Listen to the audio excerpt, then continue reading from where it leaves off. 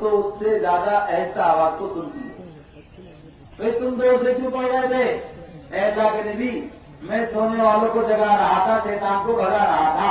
آپ علیہ السلام نے فرمایا اور فلاں تم آواز بلند کرو تھوڑی سی، تم تھوڑا آواز پست کر لو. اتنی نگاہ آپ کی اپنے مدرسے میں پڑھنے والے طلبا پر.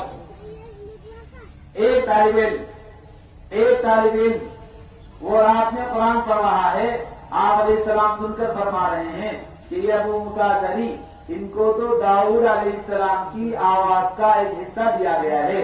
داؤد علیہ السلام تورات پڑھتے تھے تو پرندے رک جاتے تھے اور پرندے بھی مسحور ہو جاتے تھے. ایسی سریلی آواز تھی کہ اے ابو موسیٰ تمہیں تو داؤد علیہ السلام کی آواز کا ایک حصہ دیا گیا. کتنی گہری نگاہ آپ علیہ السلام کی اپنے طلبا پر ہے، اتنی گہری نگاہ. رات میں